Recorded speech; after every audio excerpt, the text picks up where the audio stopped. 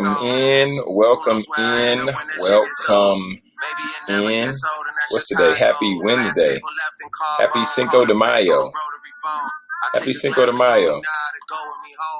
Hey, everybody. Today we're talking really quick, just for a second. We're going to talk about a few branding tips that we learned from the great, from the GOAT, from the one and only Michael Jordan. Okay, so we're going to go right here. Be like more blessings because I'm generous. Mike. 30 seat a plane for like 10 of us. 3. Remember when I bought Silly the fake Chanel wallet? She knew that shit was a fraud but never told me about it. Nowadays when we catching up, we just laugh about it. Can't describe what my life is like when she asks about it. It's scary whenever I close my eyes at night. Waking up to public statements about my private life. I can never sleep till morning on all my quiet nights. We set up. We're good to go. We're good to go. All right. Over the scene. And they took over everything around that whole period where Mike was the man. You know, Mike got larger than life. And even watching the docuseries and beginning to see and listen to Mike saying that he got to a point to where he didn't even want the fame anymore. He got tired. He was exhausted because he wanted to tap out. Not because he got tired of playing the game of basketball, but ultimately because he got tired of dealing with reporters. He got tired of dealing with fans trying to chase after him and all those things. But today I want to talk about being like Mike. Not from the basketball sense. Not from him signing autographs in the fanfare. Not going to talk about the gambling and different things like that people saw with The Last Dance. But I want to talk about how he influenced the culture and how he influenced having all of us wanting to be like Mike. You saw the commercials and, you know, you see Spike Lee in a commercial and Spike Lee produced these commercials. Tell me that's not crazy that Spike Lee produced the commercials and then they created a shoe called the Spizikes. And then everybody wanted that particular shoe. Everybody wanted a pair of Jordans back in the day. And y'all, Jordans were my first pair of shoes. Like my mom didn't even know, but my uncle was really excited one day. He was like, sis, come see this. And my mom was like, what is it? And she said, you know what those shoes are? My mom was like, no, I have no idea what those are. Said, sis, those are Jordans. My mom was like, okay. And then rewinding it back and now fast forwarding, I'm 32 years old. And today, it's no coincidence. Today I got my Jordans on. And I know this is like a fusion type pair, but this is like the 5s mixed with the 1s. And when did these come out? I think these came out like 2011 or something like that. Yeah, 2011. This is one of my favorite pairs because I love the tongues on the 5s so much. And understanding that, I want to wear these today, right? They got the bottom of the 1s, but the tongue of the 5s. And I know this is a lot of guys on my team. This is their favorite pair as well, the 5s. But today I want to talk about 3 branding tips that we can learn from Michael Jordan. Three branding tips. The phrase was, I want to be like Mike. I want to be like Mike. The first thing that Michael Jordan introduced us to was something that wasn't known back then. Because like they said before, that the Converse was the shoe of the NBA. Can you believe that?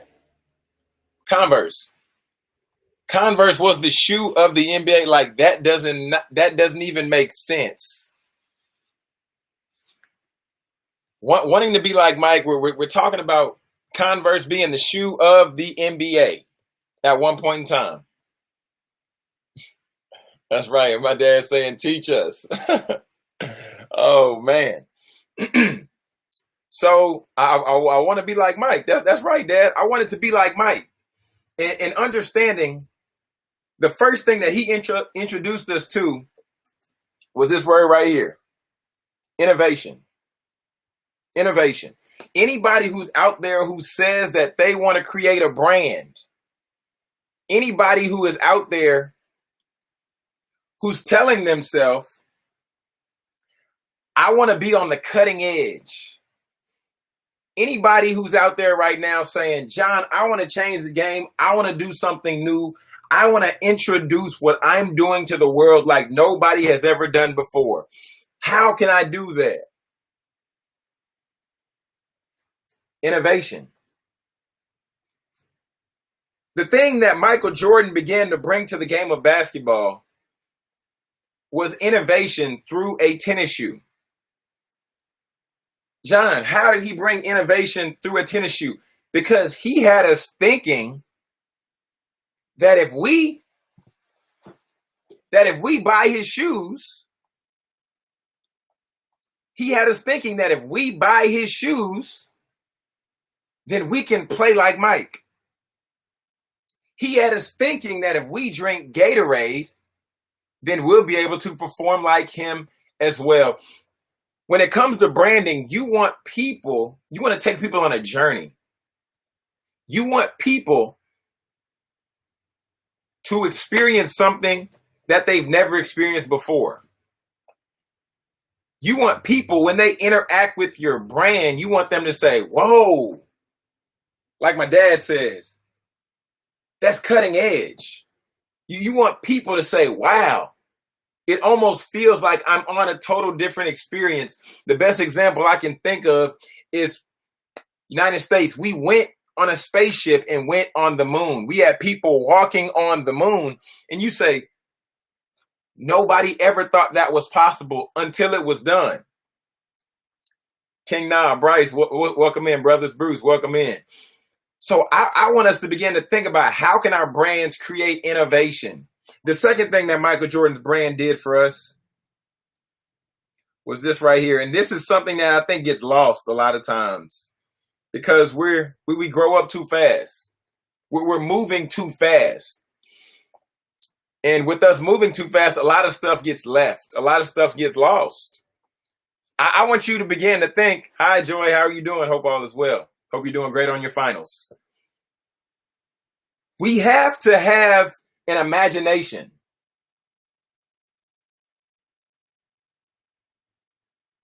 An imagination. When we lose our imagination, this limits us from what we can begin to create. When we box in our imagination, we're cutting off our genius. So the first thing I want us to understand is we have to make sure that we understand innovation because that's what Mike taught us. But Mike also taught us how to have an imagination. Mike introduced us to Space Jam. And from that point, going back to branding, a lot of people who know the shoes, right? A lot of us who know the Jordan sneakers, Jordan brand shoes, people refer to the retro Jordan 11. I wish I had them, but I used to work at the shoe store, so I'd get them and then I'd sell them and I'd ship them off and different things like that. But the retro Jordan 11, that's referred to as the Space Jam.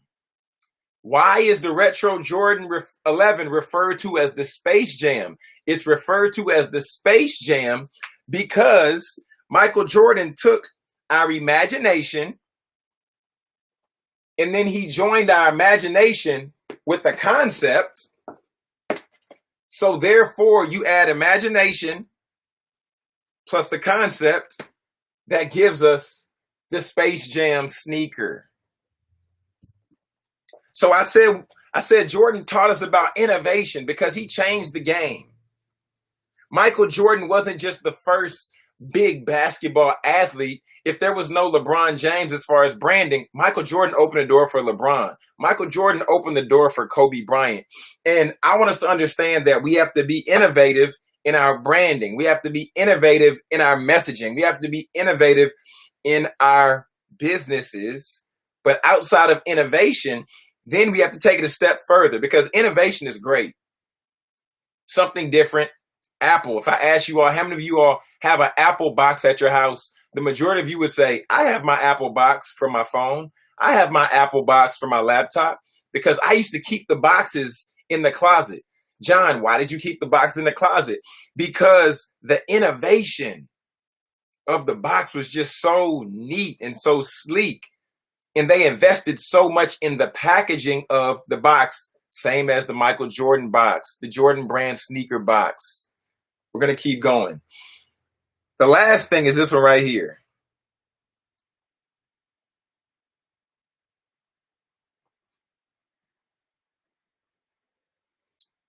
I want to keep it consistent with 3 eyes, because my dad likes to do that, and I know he gets really excited. So I talked about innovation. I talked about imagination. But lastly, implementation. Implementation.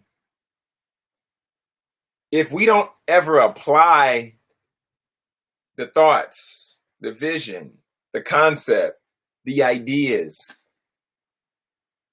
we can't expect to capitalize on the moment. We can't expect to capitalize on the movement. Michael Jordan was so innovative because he took Nike, and Nike took him. Let's not get it twisted. Nike was the brand behind the machine,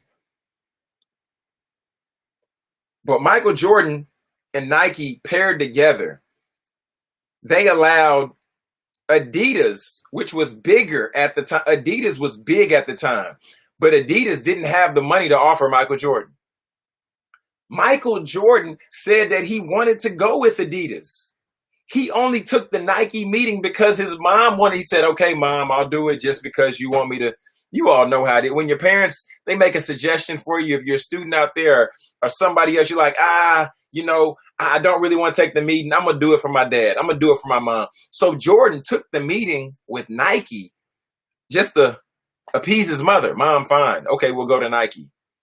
Then Nike offered him upwards of what anybody would have gotten at that time. But lastly, he was making a way to say, let's see what we can do to change the game. Michael Jordan changed the way that we look at branding through innovation, through imagination, and through implementation. Why do we want to be like Mike? Because Mike has created a brand that I believe I read an article that said he had $1 billion quarter. We're not talking about basketball anymore. We're not talking about basketball anymore. Michael Jordan's done with the game of basketball as a player, competing as an athlete. But Michael Jordan had $1 billion sales quarter. What does that look like? I don't even know yet.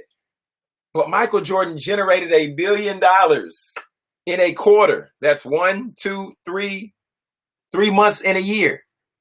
$1 billion. Okay. By doing this, innovation, imagination, and implementation. Let me just tap into imagination really quick, because I think sometimes we lose ourselves. Okay. Let's take a step back. And everybody, if you're out there, I want you just for a second, just humor me. I want you to close your eyes. This will be really brief. I want you to close your eyes for a moment and just begin to think about the type of life that you always imagined that you could have. Keep your eyes closed. I really want you to close your eyes and begin to think of the lifestyle that you would love to cultivate, living without no limits. I want you all to close your eyes and begin to just put the things in place. What does innovation look like in your life, in your brand? What does helping your client imagine the life that they could build look like? And what are the steps that they need to take to get there? You know. Everybody open your eyes. If you close your eyes and you didn't see anything, you didn't imagine anything, the first thing I want to tell you is that you're lying to yourself. Hate me if you want, but you're lying to yourself, because we all have a life that we would love to imagine living. But for some reason, we grew up too fast. We allowed our imagination to be killed. And the craziest thing is, we're guilty of it. We all have a murder charge on our hands. And I'm not making light of anyone who has committed such crime in the court of law. But at the same time, we all have to understand that we're guilty. We're guilty of killing our dream or killing someone else's. And if you've killed someone else's dream, it's time to right that wrong. And if you killed your own dream, it's time for you to look in the mirror. Like I said earlier, I think it was last week, I said we have to ask ourselves, are we looking at, I talked about leadership. Are we leading with the mirror or the magnifying glass? But now I want to ask you, are you living through a mirror? Or are you living through a magnifying glass? My God, Dad, I hope you're still in the room. This is getting good. And the reason I want to ask that is because when you look through a magnifying glass, what does a magnifying glass do? It creates bigger. What does a magnifying glass do? It creates bolder. What does a magnifying glass do? A magnifying glass highlights what we're looking at. And then even if there's sun shining through the magnifying glass, I know some kids used to do this. If the sun shines through the magnifying glass, then it makes the sun even hotter to where it begins to cook what's under the magnifying glass. If you're looking through a mirror and you're living your life through a mirror, you're always looking at your reflection. Or if we're looking through a mirror, we're always looking at what's behind us. It's time to stop looking behind you. That's right, Pastor TC. It enlarges. It's time to stop looking behind you. It's time to stop living life looking in the mirror, always trying to figure out, oh, why did I do this? Why did I do that? Why did I date this person? Oh, I missed this. I missed out on this opportunity. I missed out on that. So what? Life goes on.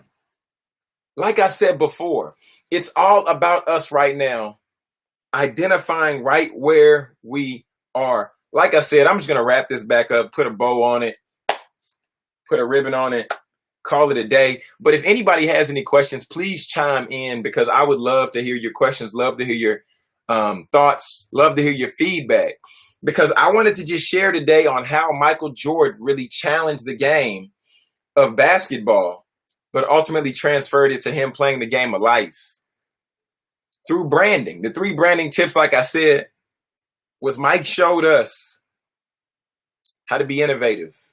Then he shifted and said, you know what? We can't forget about imagination. But then the last piece is the action. Implementation. Implementation. Implementation.